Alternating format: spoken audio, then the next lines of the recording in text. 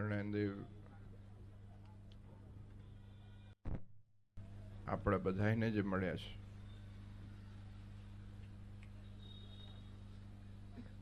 આપણે ભાગ્ય જેટલા ગણીએ એટલા કેટલાય જન્મોના પુણ્ય આપણે બધાએ કર્યા હશે, ત્યારે જઈને આવા સંપ્રદાયમાં, અને એમાંય પણ ખાસ કરીને અમદાવાદ દેશના દરેક હરિભક્તો ખૂબ ભાગ્યશાળી છે કે અત્યારનો જે સમય આપણને મળ્યો છે એ ખરેખર સતયુગ છે. અને એના પાછળનું કારણ કંઈ હોય તો સમસ્ત અમદાવાદ દેશમાં સંતો, હરિભક્તો આચાર્ય મહર્ષિની આજ્ઞામાં રહીને ભગવાને જે આપણને સિદ્ધાંતો આપે એ સિદ્ધાંતનું પાલન કરીને રહે છે, એનું કારણ એ છે. કારણ કે અત્યારના સમયમાં સોશિયલ મીડિયાથી લઈને જગતની જાહો જદાજી જોઈને સત્સંગથી દૂર ભટકી જવું બહુ સહેલું છે. સત્સંગની સાચી સમજણ, ભગવાને આપેલા સિદ્ધાંતોની સાચી સમજણ એ સમજવી બહુ અઘરી થઈ ગઈ છે. કારણ કે ઇન્ફોર્મેશન ચારે બાજુથી આવે છે, તો શું માનવું, શું ના માનવું, શું સાચું છે,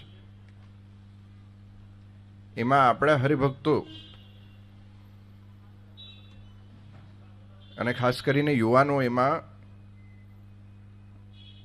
કન્ફ્યુઝ થઈ જતા હોય છે, ભ્રમિત થઈ જતા હોય છે. તો એના માટે આ બધા જે આયોજન છે, સત્સંગ સભાઓ છે, શાકોત્સવ છે, પાટોત્સવ છે, એ આપણને અવારનવાર યાદ દેવડાવે છે કે આપણે મૂળિયા શું છે, આપણે ભગવાનના થઈને રહેવાનું છે, ભગવાનના જે સિદ્ધાંતો છે એમાં વળગીને રહેવાનું છે. જે બે દેશ ગાદી ભગવાને કરીને અને એની પણ મર્યાદા દેશ વિભાગના લેખમાં મહારાજે આપી છે. તો તમે નારાયણ દેવ અમદાવાદ દેશના હરિભક્ત હો કે લક્ષ્મીનારાયણ દેવ વડતાલ દેશના હરિભક્ત હો, પણ એ મર્યાદા દેશ વિભાગના લેખની, જે સ્વામિનારાયણ ભગવાને જે બંધારણ આપ્યું છે એ બંધારણમાં રહીને આપણે સત્સંગ કરવાનો છે. તમે જે તે દેશના નાગરિક હો, ક્યાં ધર્માદો આપવો, ક્યાં ના આપવો, એ બધી જ સ્પષ્ટતા ભગવાને દેશ વિભાગના લેખમાં કરી છે. અને હું વ્યક્તિગત રીતે માનું છું કે શિક્ષાપત્રી, વચનામૃત આદિ શાસ્ત્રો પછી અને એના જેટલું જ મહત્વ દેશ વિભાગ લેખનું છે. અને એ દેશ વિભાગ લેખને વાંચવો અને એને સમજવો ને સમજાવવો એ બહુ જરૂરી થઈ ગયો છે. સંતો પણ અવારને અવાર દરેક વિસ્તારમાં દેશ વિભાગના લેખની વાતો કરતા હોય છે, એના પર કથા કરતા હોય છે. આચાર્ય વંદના ઉત્સવ થયો એ વખતે કાળુપુર મંદિરથી આપણે કોઈ પણ ચાર્જ વગર દેશ વિભાગનો લેખ દરેક હરિભક્તો સુધી પહોંચે એવો પ્રયત્ન કર્યો હતો. તો જેને ના વાંચ્યો હોય જરૂરથી વાંચજો,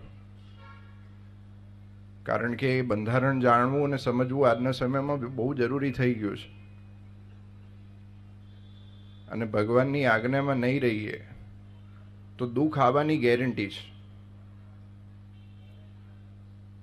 અને આજ્ઞામાં જો ભગવાનની રહીશું તો આપણે આ લોકમાં ને પરલોકમાં સુખ્યા થઈશું, એની ગેરંટી ભગવાને લીધી છે. તો આપણે બધાએ ભગવાનની આજ્ઞામાં રહીને સત્સંગ કરવાનો છે, ભગવાનના સિદ્ધાંત આપ્યા છે એમાં વળગીને રહેવાનું છે, અને ખુમારીવાળો સત્સંગ રાખવાનો છે. જેવો તેવો સત્સંગ નથી રાખવાનો. મહારાજે કહ્યું છે, મહારાજના સ્વામિનારાયણ ભગવાનના શબ્દો છે કે સત્સંગમાં ખુમારી રાખવી. અને એક પતિવ્રતા સ્ત્રી હોય કે જે એના પતિ ગમે તેવો હોય, પણ એના પતિ આગળ એને કશું દેખાય નહીં અને એને જ એનું સર્વસ્વ માને, પછી રોગી હોય કે ગરીબ હોય કે ગમે તેવો હોય, પણ એની શ્રદ્ધા, એનો વિશ્વાસ, એની નિષ્ઠા ક્યાંય ડગે નહીં. અને મહારાજે આ વાત સરસ વચનામૃતમાં કહીશ કે પતિવ્રતા સ્ત્રી જેવી નિષ્ઠા આ સત્સંગમાં રાખવી અને શૂરવીરતા રાખવી. ક્યાંય પણ ઘસાતું આ દેવનું, ભગવાનનું, સંપ્રદાયનું, આચાર્યનું, સંતોનું કે હરિભક્તોનું કોઈ પણ ક્યાંય બોલે તો એનો જવાબ શૂરવીરતાથી આપો, ઢીજા પોચા થઈને નહીં આપો. અને ભગવાને આપણને આટલી દયા કરીને નારાયણ દેવ અત્યારે બદ્રિકાશ્રમમાં આપણી માટે તપ કરી રહ્યા છે અને આપણા સમક્ષ છે. એની અનુભૂતિ કાયમ આ સત્સંગમાં દરેક હરિભક્તોને કાયમ અવારનવાર થતી હોય છે. તો સાક્ષાત પ્રગટ રૂપે જ્યારે નારાયણ દેવ આપણા વચ્ચે ઉપસ્થિત હોય અને આટલી મોટી સંખ્યામાં જ્યારે દેશમાં વિદેશમાં મંદિરો થતા હોય, સત્સંગ વધતો હોય, ત્યારે આપણી જવાબદારી થાય છે કે આ પ્રગતિના ભાગમાં આપણે કઈ રીતે ભાગ આપણે ભજવી શકીએ. આ દેવ માટે, આ સંપ્રદાય માટે આપણે શું કરી શકીએ છીએ. કારણ કે ખૂણામાં બેસીને વાત કરવી સહેજી છે, સેવા કરવી પણ સહેજી છે, પણ સમર્પણ કરવું દેવ માટે એ બહુ અઘરું છે.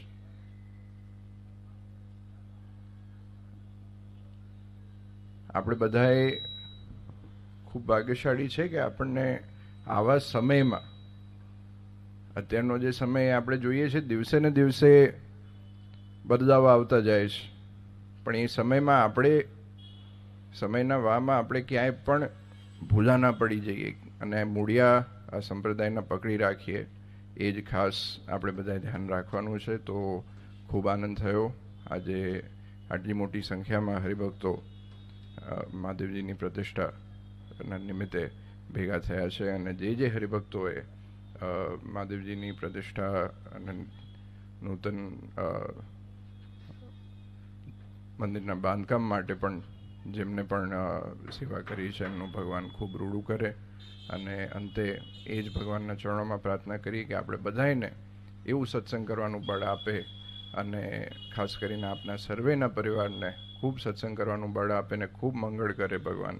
એ જ આજના દિવસે નારાયણ દેવના ચરણોમાં પ્રાર્થના.